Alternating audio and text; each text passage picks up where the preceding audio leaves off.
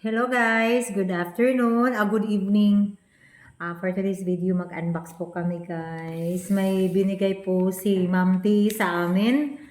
Sina Ate Luz at Kuya Alan yung naghati dito sa bahay kanina po. Tapos yung anak ko guys, excited na mag-open. Ma'am T, si Sophie, Ma'am T oh. Kanina po yan.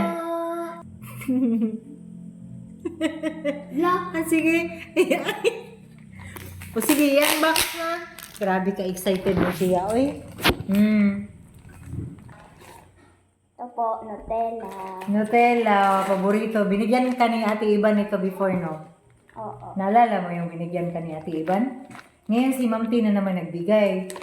Naku, Day, paano ka makadiet, Day? Ang sarap dito, Day. Tapos may spam. Hala, Ma'am. Thank you po talaga, Ma'am, ha? Wow. O, ano sasabihin mo kay Ma'am? Maraming salamat po. Yung mukha mo, Day, natabunan, Day. Malaki yung Nutella. Naalala mo noon, nag-request ka nagsabi ka kay Ate Iba na gusto mo Nutella, tapos binigyan ka ni Ate Iba ng malaking Nutella. Kasing laki nito. Di ba? Oo. Grabe si Ate Iban pag may package, no? May ano ka. May bahin. May ano ka. Ano yung tawag ng bahin sa Tagalog, be? May parte. Oo. Sana all may parte. Ma'am T, thank you po.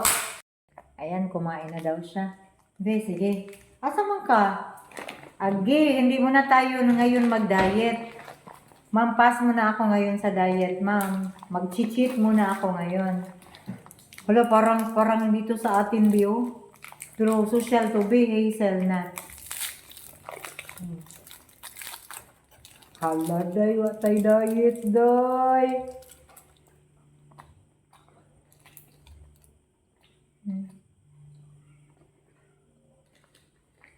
Si Ate Sarah, tawagin mo. Nak! Nag-unbox mi lami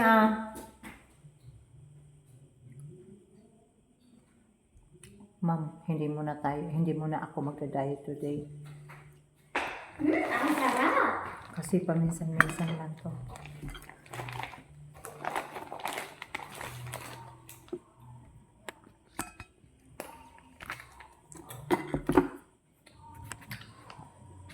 Lo. Palulo nga rin, hindi ka makita. Yun na si Ma'am, thank you, Ma'am. Maraming salamat po. Mauubos yung ngipin mo, Day. Mag-toothbrush ka, Day.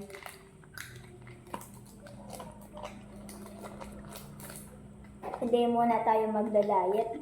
Maraming blessing ngayon. Uy! So, gabi na namin na-unbox, guys. Masyadong busy kanina sa tindahan. Tapos bukas, guys, i-continue ko tong vlog na to. Mag-backyard tour. So, para naman makita niyo po yung mga tanim ko sa paligid. Kasi ako din mismo, gusto ko yung bakuran namin. May mga tanim. So, in times na mag-stress tayo, guys. O paikot-ikot na lang tayo sa paligid ng bahay. The next day. Ito yung area na pag medyo stress, dito ako sa magkakape.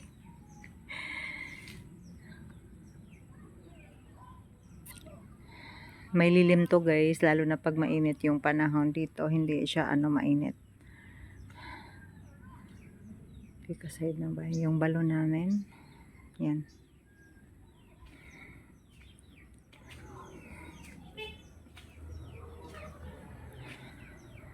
Kalabo.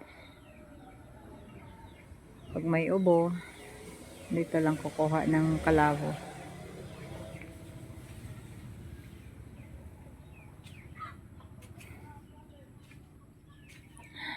Mga tanim namin sa loob ng bakura namin. At ito, natatawa ko yung mga case ng Coca-Cola. Wala na kasing deposit sa panel, guys, kaya yung mga case andito siya. So ginawa ko na lang na ganito. So every time magwawalis ako, yung mga biodegradable na basura, yung malalanta, Dito ko siya nilagay. Ito yung bagong kakatanim ko pa lang nito. Parang ilang buwan lang daw. Dalawa. Nakapag-harvest na ako. Nakagawa na ako ng malunggay powder. So, homemade yung malunggay powder ko, guys. Gutom na sila. Gutom na mo, day? Wala pa man si Sophie. Ang tigpakaunin niyo. Maghulat yun mo ron. Ha? Madre de Agua. The best to sa manok yung mga dahon niya, guys. So, pag busy talaga sa bahay kung palaging umuulan dito ngayon sa Bohol, guys. Philippines, grabe yung ulan. Oy, bakit ka lumabas, day? Ito naman yung kamote. So, mayroon talaga akong kamote dito sa one side ng bahay namin, guys. Kailangan ko to lalo na't mabilis akong magka-anemic. At mayroon ding malunggay na itinatanim ko sa gitna.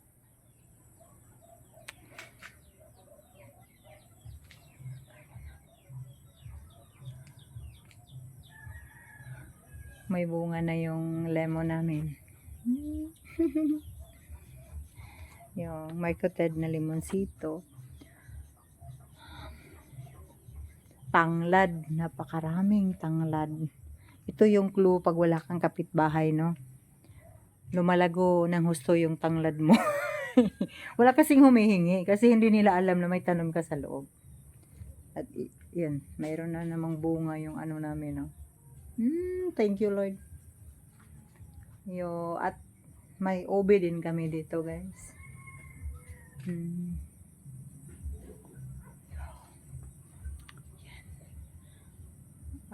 Yan po ang gilid ng bahay namin sa pikas na side. Hindi ito itinatanim yung kamatis natin, guys. Tumubo lang siya ng kusa. Parang galing lang to sa drainage namin. Yan, open drainage pa kasi kami. Yan po. Palaging umuulan dito. Ayan.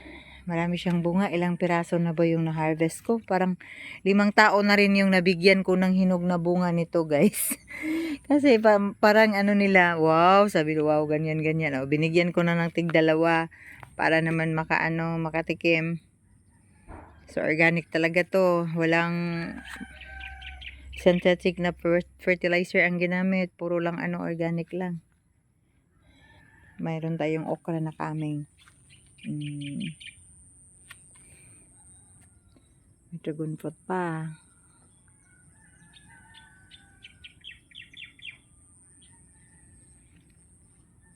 So, kukunin ko na to. Kasi, ayan. Hinog na naman. Tapos, nandun pa sa ilalim, Ay, maraming hinog ngayon. Malaki. Wow. Tapos, meron pa. Meron pa doon sa ilalim.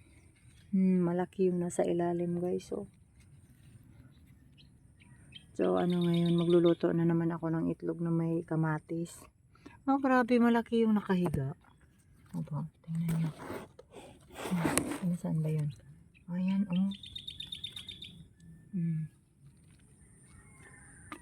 mayroong hinog na sa ilalim talaga. Yan. Yun, 3 na. Tapos mayroon pa dito, nakadapa na. Ayan. Ayan. Yan na po, 4.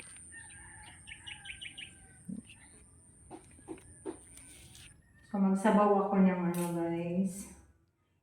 Hipon.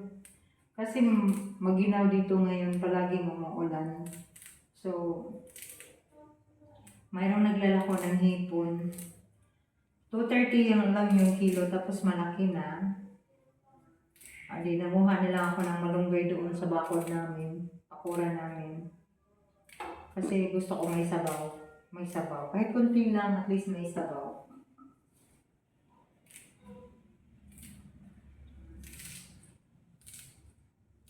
Ito naman kaming hapunan, guys. A few moments later.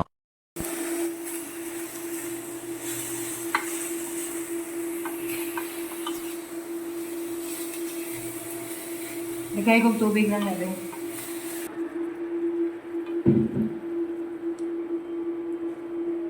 Ano, water? Soup?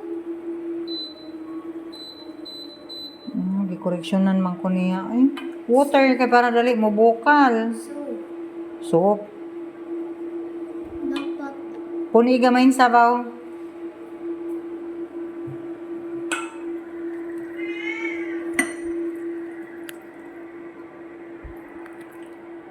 Okay. Mura gamay rag sabaw doy. Kuni day.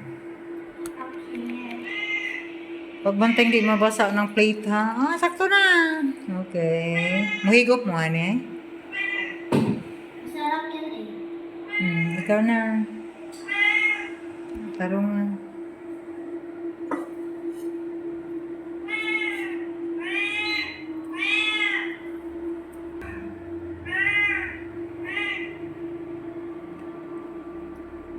Butangan na to po anday, chili powder.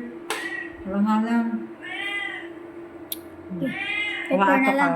Katong pepper ba? Katong pepper na ko. Yung malunggay ko.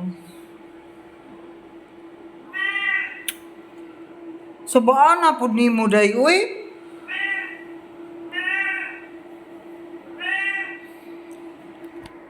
Takpan muna natin. Kasi matagal pa yan eh. Kumukulo na siya. Ang hirap pala mag-video, no? Tapos ikaw pa yung nagluluto, tapos ikaw pa yung nagbi-video. Akala ko madali lang. Ay, nako. Anyway, maganda naman talaga mag-video. Kasi yung mag-video tayo, para bang may memories tayo sa lahat ng nagdaang ginagawa natin sa buhay. Tulad nito, dumating yung panahon, after years or year, makikita to kong vlog na to, maalala ko, uy, nagluluto pala ako ng hipon na may malunggay. O, diba? Ayan yung camera, hindi halos maano eh.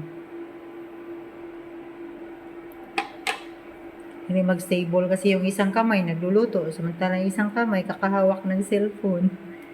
Lagyan natin ng ano, maanghang. Cayenne pepper. May malunggay pa yung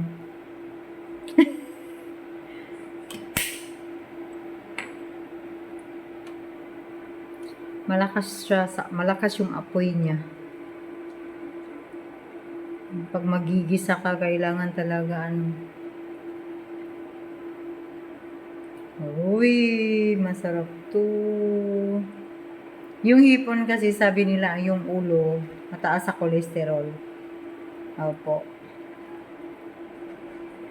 Pero okay lang siguro pag paminsan-minsan, hindi palagi. Pwede na siguro to, no? Mayroon pang stock yung malunggay, oh. Nagmamadali. Pwede na, i-simmer na natin. So, i-off na natin to, guys. Tapos, takpan sandali.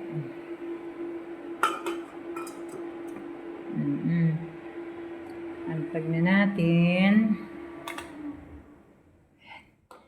So, later, kakain na tayo.